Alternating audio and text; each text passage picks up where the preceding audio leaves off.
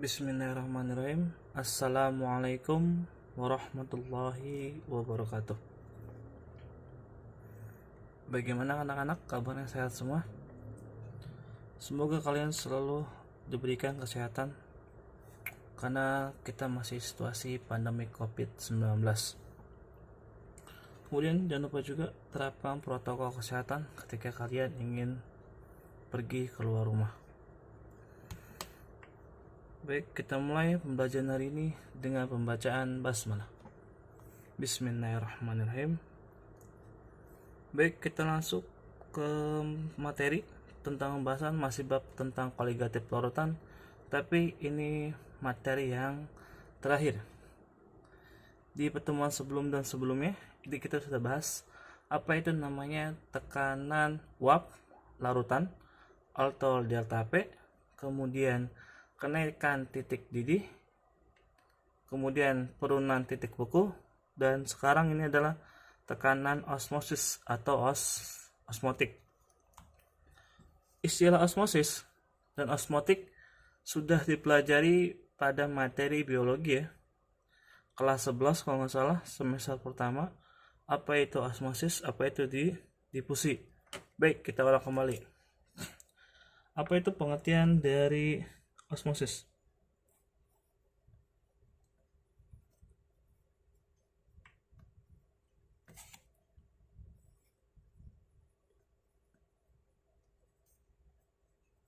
Oke, baik. Apa itu pengertian dari osmosis? Perpindahan zat pelarut dari larutan hipotonis atau konsentrasi yang rendah menuju ke larutan hipertonis atau konsentrasi yang tinggi melalui selaput membran semi permeable atau supaya menjadi lautan yang setimbang. Itu pengertian dari osmosis. Kalau difusi itu apa? Difusi, ya betul, dari konsentrasi tinggi menuju konsentrasi yang paling rendah, itu disebut difusi. Tapi tetap ya, dia melalui namanya selaput membran semi permeable. Jadi, apa kaitannya tentang dengan tekanan osmosis?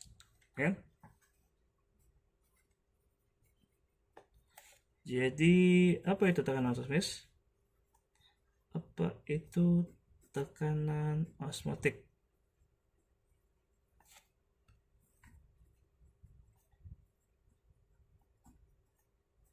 Nih, ya. Jadi apa itu tekanan osmotik? Ya. Osmotik itu merupakan tekanan yang diperlukan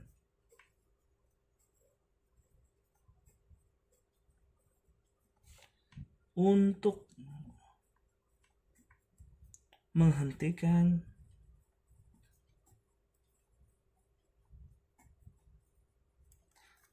atau mencegah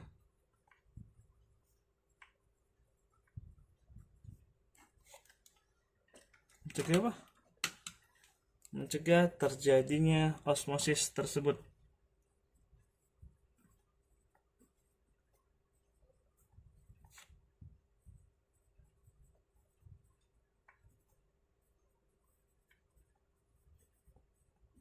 Nah, itu dari pengertian dari tekanan osmotik.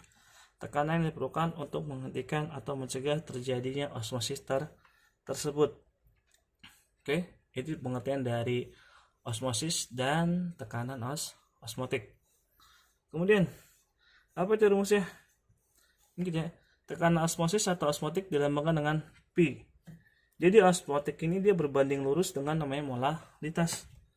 Jadi P sama dengan M besar dikali apa? Dikali R dikali T. Apa tuh R? R itu adalah gas ideal.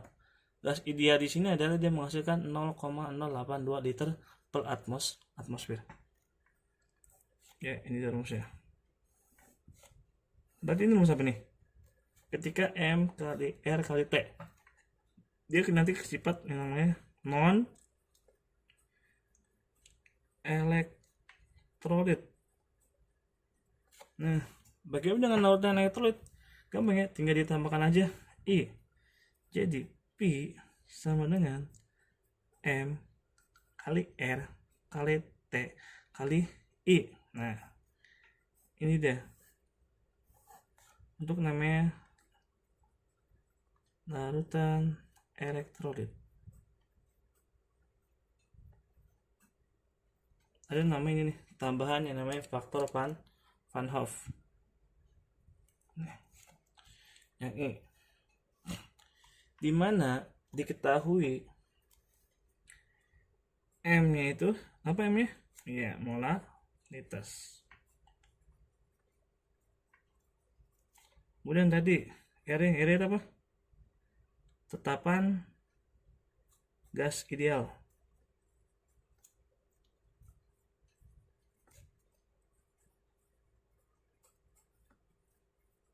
Ingat ya, ketika osmosis tepat idealnya itu dia harus sama dengan pasti dan selalu ya 0,082 liter per atmosfer atau disebut juga ATM. Dan apa lagi? T. Nah, ingat T. T itu dia suhu dan satuannya itu harus Kelvin. Oke?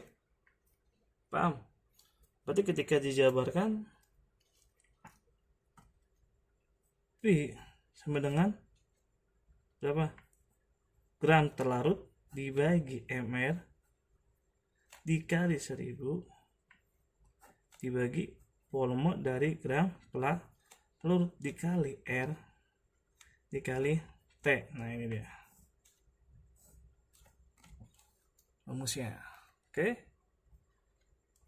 Kemudian ada lagi salah satu aplikasi osmosis. Nanti kalian itu ketika di buku ada istilah namanya isotonik, hipertonik, dan hipotonik. Nah, disebut juga dengan istilah namanya aplikasi osmosis. Aplikasi osmosis. Baik, aplikasi osmosis. Jika dua larutan memiliki tekanan osmosis yang sama,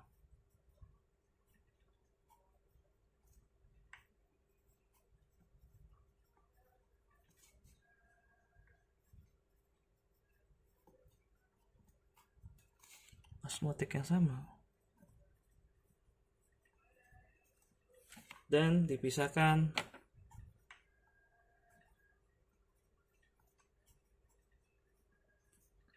oleh membran semi permeable.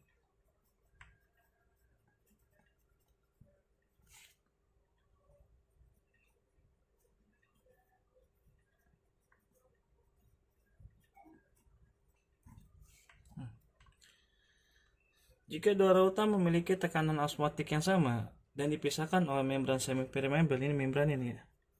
Ini semi permeable ini.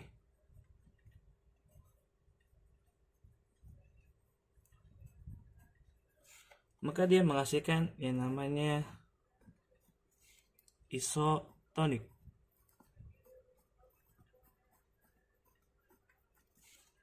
Selanjutnya, jika dua larutan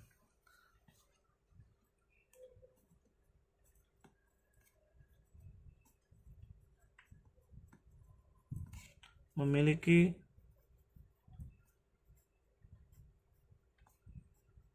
tekanan osmotik yang lebih tinggi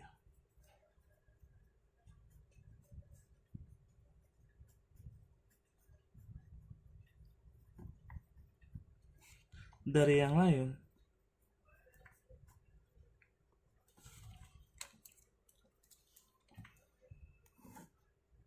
itu menghasilkan yang namanya hipertonik.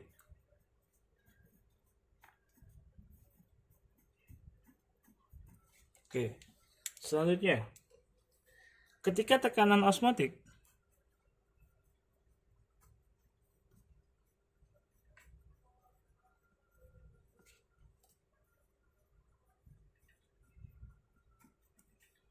ini lebih kecil dari larutan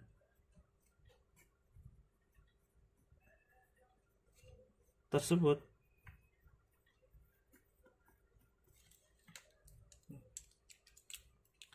yang ini lebih kecil dari larutan tersebut, nanti dia menghasilkan yang namanya hipotonik.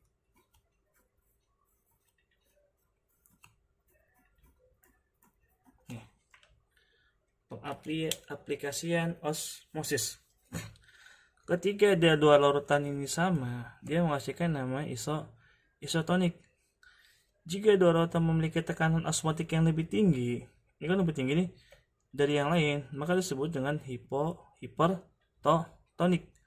Ketika tekanan osmotik lebih kecil nih daripada larutan, juga nama istilah hipotonik.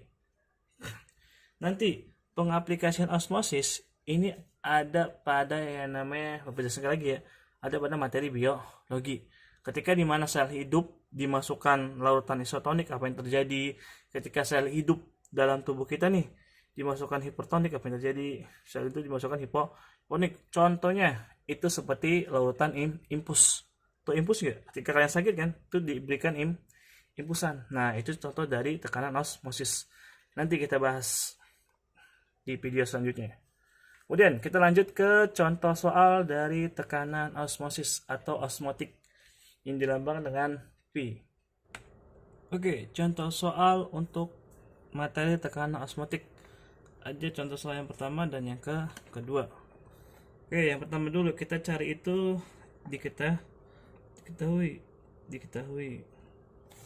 Di situ terdapat R, di situ terdapat yang namanya gram terlarut, kemudian volume gram terlarut mr kan, mr, kemudian apa lagi, T, su R nya itu berapa, 0,082, gram terlarutnya 1,17, volume gram terlarutnya 500, mr nya berapa, mr dari NaCl setelah Bapak hitung itu nilainya 58,5 ya, 58,5, T 27 derajat Celcius. Ingat ya, suhu ini dia harus bentuk nama Kelvin. Ketika Kelvin itu tambahkan berapa? Tambahkan 273, berarti sama dengan 300. Sedangkan yang ditanyakan itu V nya berapa? Yang pertama, oh iya, hampir lupa. Ini kan ada NaCl nih. Ini NaCl. Nah, ketika ada NaCl yang ada belakangnya Cl, dia bersifat yang main larutan elektrolit. Nih, NaCl. Berarti itu termasuk namanya elektrolit. Elektrolit apa? Iya betul, elektrolit kuat. Ketika ada elektrolit kuat, berarti derajat ionisasinya atau alfanya itu sama dengan 1. Nah, kita jabarkan nih samanya NaCl itu menghasilkan Na plus Cl min. Nah, di sini kan ada muatannya, ada muatan 1, ada muatan 2. Berarti didapatkan N sama dengan 2. Oke, kemudian kita lanjut ke rumusnya. I sama dengan 1 ditambah N min 1 tutup kurung dikali alfa. Sedangkan 1 ditambah 2 dikurangi 1 dikali 1. Dia harus sama dengan hasilnya 2. Nah, 2. Oke, kita lanjut. Ya, kemudian kita masukkan P kan. P itu apa?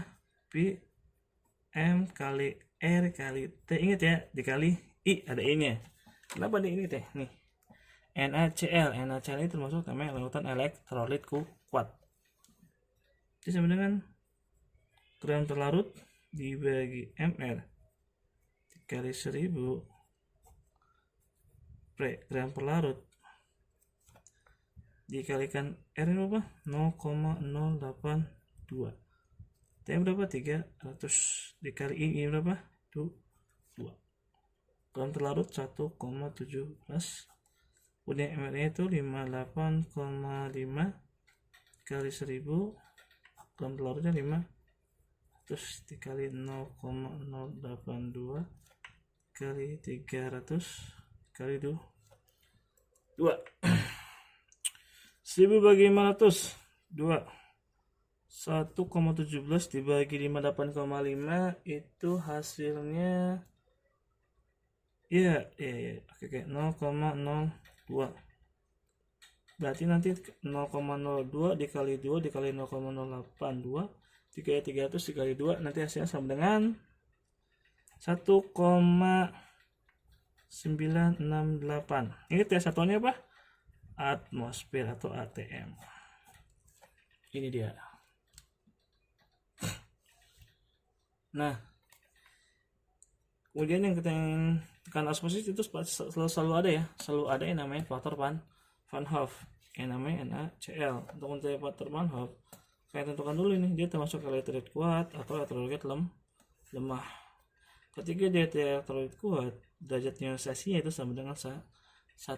Jadi kalian cari N itu muatan yang memiliki 1 unsur ini ada berapa itu. Dan kita masuk ke contoh soal yang kedua. Contoh yang kedua. Di situ sudah diketahui tekanan osmosis larutan 18 gram. Senyawa apa? Glukosa C6H12O6 dalam 1 liter larutan pada suhu 27 derajat Celcius. Kita cari dulu nih, diketahui itu ada gram terlarut. Kemudian apa lagi? Ya, volume dari gram pelarut. Dan apa lagi? T, suhu. Gram terlarut itu 18. Volume 1 liter. Nah, ingat ya, 1 liter ini kita harus jadikan mililiter. Berarti dia hanya 1000 mililiter. Nah, yang ini dia kita pakai nanti. Kemudian T 27 derajat Celcius. 27 tambah 27 3 untuk menjadikan Kelvin. Berarti hasilnya 300. Kemudian ditanya. Yang ditanya itu dia pi nya berapa? Lanjut. Karena ini glukosa itu berarti bukan namanya larutan elektrolit. Berarti kita langsung aja rumusnya. Pi sama dengan M kali R kali T. M itu gram terlarut dibagi MR dikali 1000 dibagi volume gram pelarut. R nya ingat ya, tekanan osmotik itu gas idealnya selalu berapa? 0,082. Oke. Kemudian suhunya berapa? 300. Masukkan gram telurnya 18. MR nya berapa tadi? Oh iya, kita belum cari ya. MR dari glukosa itu dia nilainya 180. Nah ingat ya, ada glukosa, ada sukrosa. Ya kan? Glukosa ini 180, sukrosa itu 342. Oke, ingat ya. 1000 dibagi berapa? 1000 juga.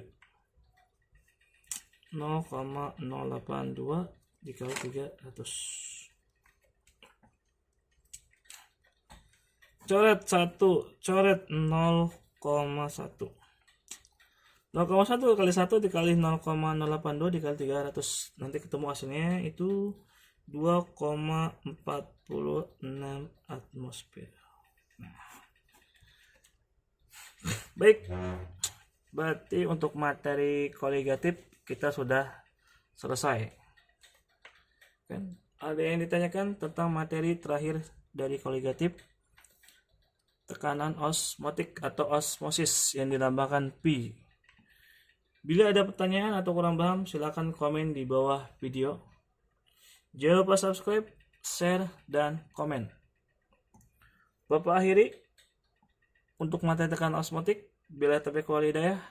Wassalamualaikum warahmatullahi wabarakatuh.